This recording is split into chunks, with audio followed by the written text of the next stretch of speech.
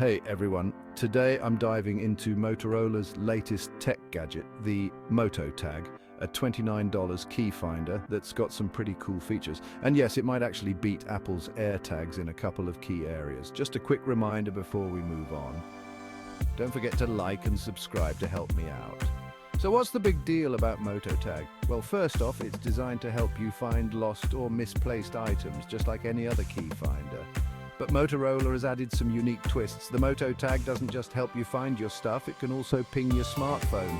Imagine this, you're running late and can't find your phone.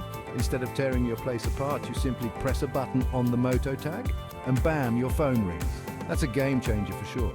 But wait, there's more. The Moto Tag can also double as a remote camera shutter. Ever tried to take a group photo and struggled to get everyone in the frame? With the Moto Tag, you can set up your phone, hit the button on the tag, and snap a photo from a distance. Pretty nifty, right? Now let's talk about why these features are so significant.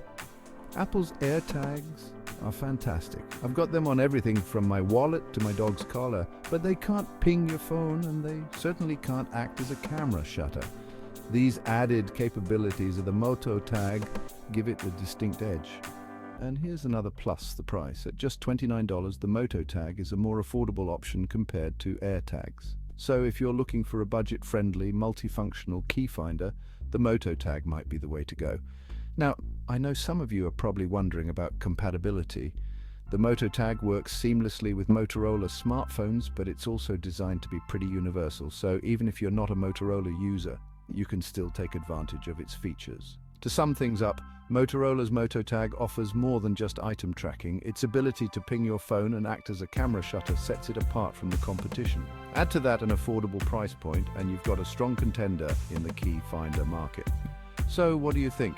Will you be making the switch to Moto Tag, or are you sticking with your trusty AirTags? Let me know in the comments.